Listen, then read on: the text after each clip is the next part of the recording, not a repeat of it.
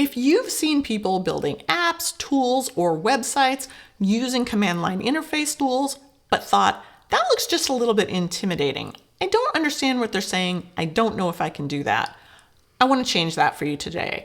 I want to demystify some of the terminology that gets thrown around a lot, and with the help of a couple of tools to really smooth things out, by the end of this video, I want you to be able to have up and running your very own Gemini CLI interface and hopefully a brand new app of your own. Let me show you how easy this actually can be. Before we do anything else, let's clear up what the command line interface actually is. We're all used to looking at folders and files on our computer in something like Finder. You come in here and you click on a folder and you see what files are inside of that directory. A command line interface does the same thing, but you have to use words instead of clicking on icons. So in order to see what folders are in a given directory, you type ls. You can move into the directory by typing cd, change directory. That's the same thing as just clicking on a directory to see the files that are inside. So anything you can do with your visual interface on your computer, you can do in a command line interface as long as you know the words to do it. And that's what really trips up a lot of people, because those commands can be a little bit cryptic and a lot confusing, and frankly, it can be a little bit intimidating. And if you don't know how to do something, you just feel stuck.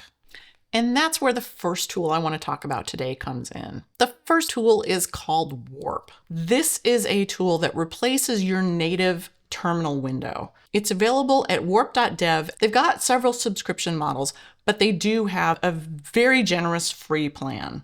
Warp is available for Mac, Linux, and Windows. So this is Warp. It looks very similar to the terminal windows that you've seen people online using. The difference is it's got AI built right into the command line. So although you can use it just the same as you would a normal terminal, you can list your files and you can change directories. This interface is also AI, so you literally can ask it anything you would ask an AI agent. What's the tallest building in the world? The Burj Khalifa in Dubai. Okay, so that's pretty cool, but that means that anything you need to do inside of a terminal window, you can actually ask your terminal window for help doing. If you don't know a command to run or you don't know the exact syntax you need to use, you can literally just ask Warp to do it for you. We'll get to that in just a minute, because the second tool that I really want to urge you to use when you're working with an AI coding system, or really any AI agent, is a voice-to-text tool. This just means you hit some sort of hotkey to start it. You hear that little go sound, and it will start transcribing the words that you say. And when you're done saying whatever it is you want to say, you hit the end key, and it pastes to your active window. They don't all do this, but the ones that I really like automatically copy your transcription to the clipboard and paste it to your active window. Now there's a bunch of these tools out there, but the one that I really like is called Otto. It's only available for Mac right now, but it's $8 for a lifetime subscription. It runs only locally on your computer, so you never have to worry about your data going up to a cloud somewhere. And I love that it's a one and done price. Now, I should say that this was built by a friend of the family, but I honestly would not recommend it to you if I didn't think it was worth using. So if you're at all interested and you have a Mac, I would highly recommend Otto. Go to tryotto.app. The other one I've used in the past, both with a paid subscription and the free model, is Superwhisper. It's another one I can't recommend highly enough. It's available for Mac and Windows. There's a ton of other voice-to-text tools out there, and very often your computer will have a native voice-to-text interface, and often a lot of the tools that we're using these days have a built-in microphone system. I've had varying degrees of trouble with some of those, so personally for me, it's just easiest to have the single hotkey that I always activate, and I know it's going to work. So the reason that I recommend a voice-to-text tool when working with AI agents is because agents really are a working partner.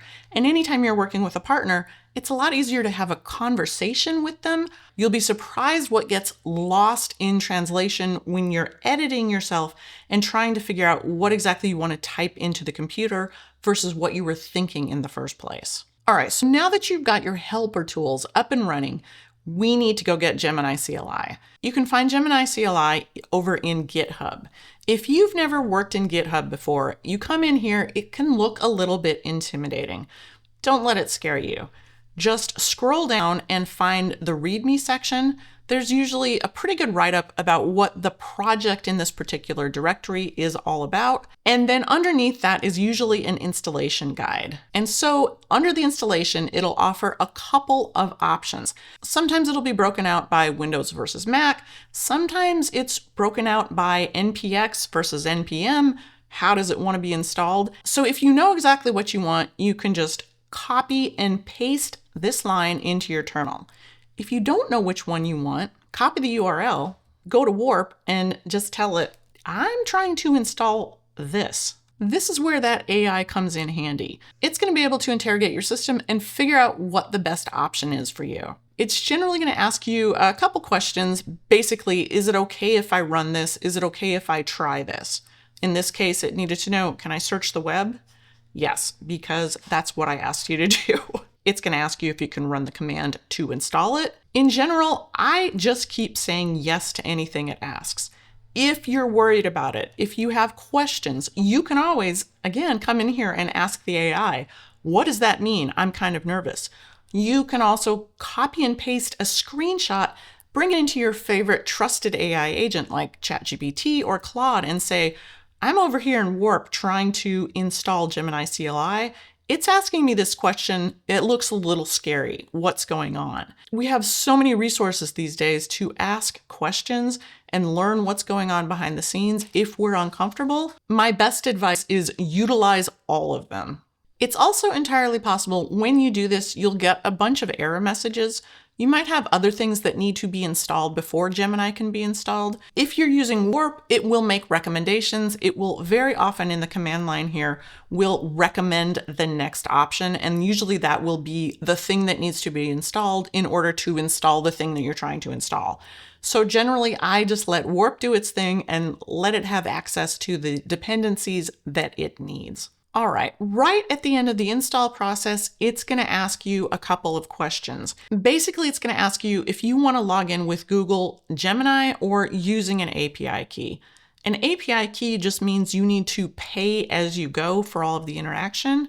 If you log in with your Google login, with your Google Gemini login, you're going to have access to at least a free account.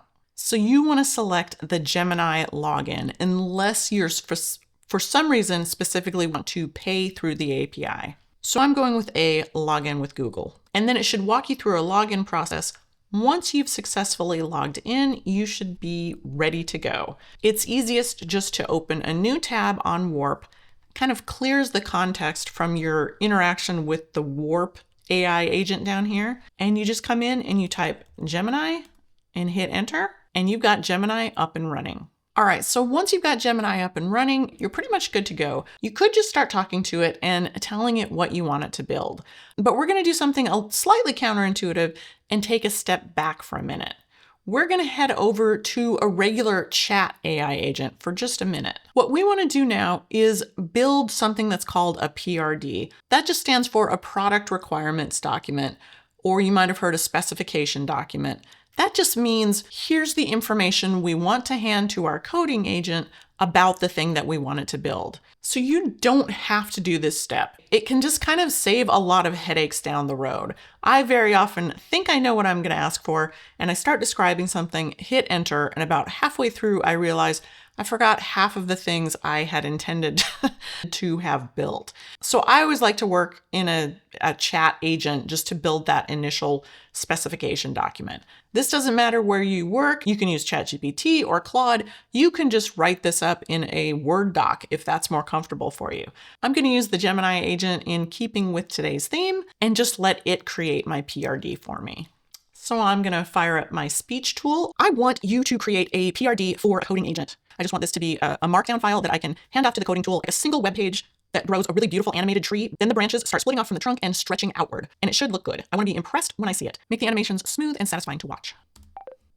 I'm just going to hit submit and let it do the work for me. All right, so now that we've got the PRD created, we need to create a directory and put it somewhere. The easiest way to do this is to use Finder if that's what you're used to.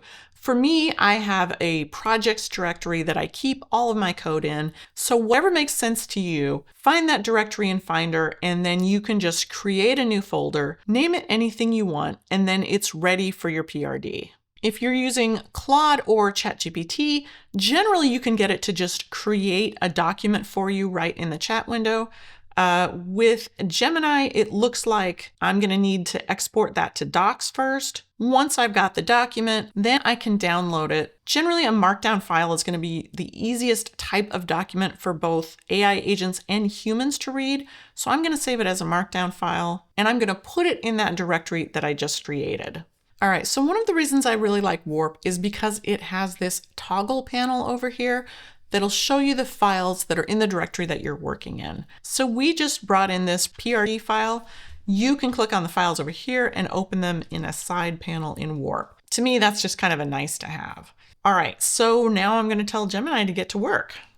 I've added a PRD Markdown file to this directory. Can you take a look at it and build me a web page based on the PRD?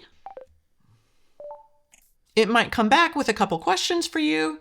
Sometimes that's nice. It clarifies a few things. Very often it will just get to work and just ask for your permissions to run various commands. You can run this in the, YOLO skip permission mode, but generally I tend not to do that, more out of habit than anything else. But basically I just give it allowance to do anything it's telling me it needs to do. And it's done. That was pretty fast. It's built the living canvas, single file web app, and let's see if it works. So I'm going to command click on this and it's going to open in the browser. Oh, very nice. And we've got cherry blossoms. Oh, nice. We got a tall one. Excellent. So obviously this was a pretty simplistic example of the types of things that you can have the coding agents do.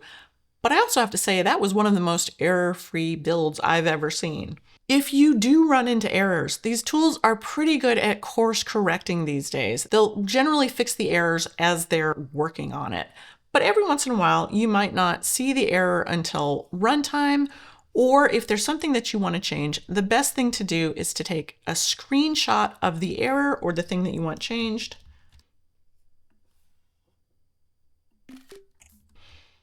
And paste it back into your coding tool and either tell it that there was an error message or tell it what you want to have changed. Can you change the label to say grow new tree? And it will go make the change that you need.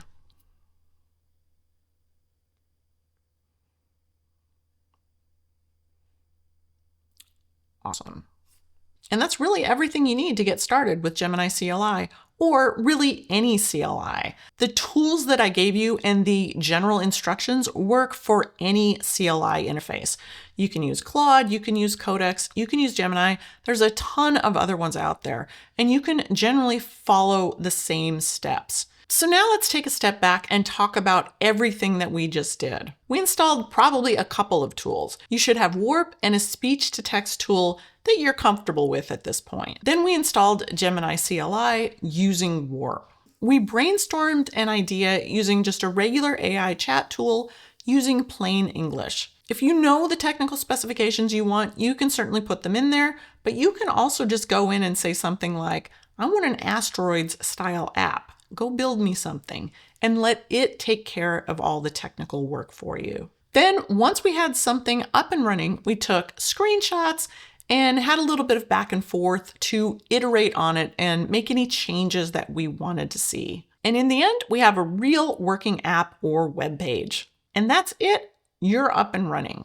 And all of that you can do for free. Now, obviously, you're going to hit some limits occasionally with Gemini, depending on how heavy you're working it. But Gemini really gives you a pretty generous allowance for a free tier. So I definitely urge you to take advantage of that. And if you've been wondering about CLI systems, just go install it and give it a try. It can be really a lot of fun once you start playing around with it. All right, I hope that helped demystify a few of the pieces of command line interface coding. If you like this video, give it a like and a subscribe, and you'll get notified when the next one drops. That's it for today. Thanks for watching. I'll see you next time.